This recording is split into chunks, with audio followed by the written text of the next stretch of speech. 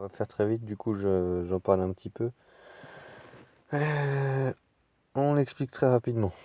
Montiamori S, donc c'est une des appellations qui produit des vins que l'on dit soit sur flore, soit de type oxydatif, dans le même style qu'on pourra retrouver sur Condado Elva, RRS ou bien même sur la Sierra de Malaga. C'est une appellation très ancienne, 1944, qui était déjà produite à l'époque romaine. Ils ont des traces de la part de Sénèque l'Ancien, qui était un orateur philosophe. Ensuite, donc il y avait une grosse présence d'amphore qui est toujours utilisée là-bas pour faire des vinifications ou bien pour faire uniquement de l'élevage, principalement des jarres. Ensuite, ce qui est très intéressant de savoir, c'est que c'est une appellation qui comprend 18 villages entre 6000 et 11 000 hectares de vignes. Certains disent 6000 hectares de vignes utilisés, mais il y a un cahier des charges qui en accepte 11 000. Ensuite, on retrouvera évidemment deux types de sols, ceux dont je parlais tout à l'heure. D'un côté, les Alvarezas, ce sont des sols calcaires, donc on est sur un terroir très chaud, et ces sols de sable et calcaire, donc qui donnent de la craie en fait, permettent sur des périodes très chaudes l'été où on ne retrouve aucune pluie, de garder la pluie qu'on retrouvera sur les périodes précédant l'été pour pouvoir ensuite produire des vins de qualité. Puisque c'est vrai qu'il pleut très rarement l'été, il pleut avant l'été et du coup pendant les maturités, ils ont besoin d'aller chercher et de puiser dans les sources qu'ils ont gardées avant l'été. Donc cette fameuse Abaressa est très très importante, donc on la retrouve également sur RS. Ça donne des sols blancs et puis ça donne aussi des espèces de petites plaques de craie qui peuvent également servir à refléter le soleil et donc à, à créer une matérité supplémentaire au niveau du raisin. On retrouvera donc un autre type de sol. Donc l'Alvaressa est comprise principalement sur les deux points les plus importants de l'appellation Montilla Moriès. Donc comme son nom l'indique, Montilla, qui est la Sierra de Montilla, et le Moriès, Alta, qui est le Moriès. Donc deux villages. La plupart des grands domaines sont sur le village de Montilla. Et donc sur ces deux villages, on a ce sol principal de craie, qu'on retrouve un peu dans le même esprit en Champagne. Tout autour, on retrouve principalement des sols rouges, de sable rouge, avec quelques argiles. Et donc sur ces sols sont produits des vins plutôt dolce. Donc des sols qui vont donner des vins plus structurés, plus puissants, et avec un peu moins d'équilibre, d'acidité et de finesse. Sur ce type de sol d'ailleurs, je vérifie, ce type de sol on l'appelle ruedos. Ce sont des sols ruedos, donc, comme ça, on a sa couleur l'indique en fait en même temps. Voilà, donc ce sont des sols très très rouges. Ensuite, ce qui est intéressant de savoir, donc, c'est que sur Montilla, la Sierra de Montilla, c'est le terroir le plus réputé. On dit qu'on fait des finos un peu plus en finesse, en tension, alors que sur Moriès, on a un peu plus de structure, souvent des amers, un peu en fin de bouche, et ce style un peu plus salin, mais avec un peu plus de puissance qu'on retrouvera sur Moriès. C'est vraiment ce qui fera la différence. Ça fait assez flagrant quand on le sait. Donc le côté masculin sur Moriès et féminin sur Montilla.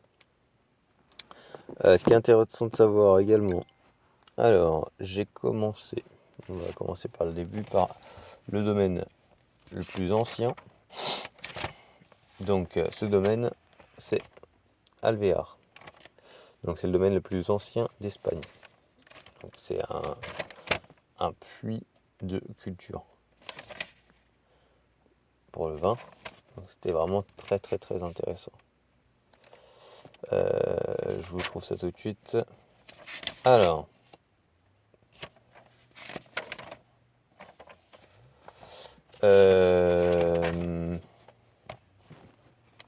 Voilà.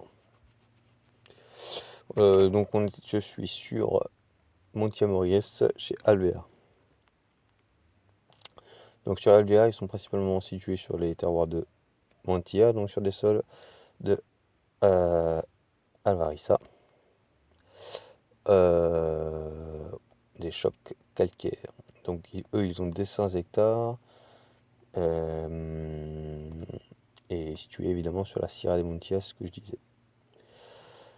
Ensuite, c'est plus de 8 générations, c'est ce qui est intéressant à savoir. C'est été créé par Diego. Par Diego. Ensuite, Montia Moriès est l'une des plus anciennes que le RS, 1944. Il y a exactement les mêmes styles de vin que sur RS, donc c'est-à-dire le Fino, donc en voile entier. L'Amontillado, qui est un voile entier qui s'est rompu, volontairement ou involontairement, et qui subit en fait 2 élevages, toute la période d'élevage sur flore et toute la période d'élevage oxydatif. Donc souvent c'est environ, la plupart des Amontillado c'est 25 ans. Environ 8 ans d'élevage sous flore, parce qu'on dit qu'environ entre 11 et 12 ans la flore se rompt, c'est difficile de la garder. Et donc le reste, jusqu'à ces 25 ans en élevage oxydatif. Ensuite on retrouve l'Oloroso, donc souvent c'est ce qu'elle m'expliquait, on a 2 presses. La première presse, le jus de goutte, va partir directement pour les finaux. Alors que la seconde presse va partir directement pour les Oloroso. Ce sera tout ce qui est moins qualitatif qui va partir pour l'Oloroso. Donc le Fino est non muté à Montia Moriès, c'est ce qui fera la différence entre Montia Moriès et les autres. Aconado ou Elvas n'est pas muté non plus pour le Fino. Mais ça fera la différence avec le RS, puisqu'il fait très très chaud, contrairement au terroir de RS, et du coup ça leur permet d'avoir des degrés d'alcool qui sont suffisants pour ne pas avoir à muter. Voilà, donc le Fino n'est pas muté, jamais. L'Amontillado est parfois muté. Alors certains disent que quand ils laissent pendant 25 ans leur fût de chêne américain, puisqu'ils utilisent des fûts de chêne américains, permettent de créer la part des anges, mais uniquement sur l'eau, permettant de concentrer le taux d'alcool du vin, et donc de ne pas muter. Mais plusieurs m'ont dit ça, mais pour l'instant j'ai encore un peu de mal à y croire. Certaines commerciales m'ont dit que c'était un peu du pipeau. Voilà. Puis, de toute façon, je ne comprends pas pourquoi ça se passerait comme ça, alors que n'importe où dans le monde, c'est pas possible de retrouver cela. Voilà. Donc, voilà. Donc, sinon, l'Oloroso et l'Amontillado peuvent être, et l'Oloroso c'est obligé, mutés. Donc, ensuite, tout est vinifié donc en Criadera. Criadera, c'est les différents stades de la Solera, différents étages. Il faut un minimum de 2 ans pour avoir le Fino. Souvent, c'est environ 4 ans et demi. Pour le voile qu'on retrouve sur le Fino, ils appellent ça le Bello des Flora. Ensuite, donc eux ils faisaient un Fino qui s'appelle Fino CB, qui était vraiment superbe à un prix vraiment très très très léger, 4,60 €. Alors la particularité c'est qu'on retrouve les Nrama. Nrama c'est des non filtrés, donc pour les Finos, ce qui donne en fait c'est que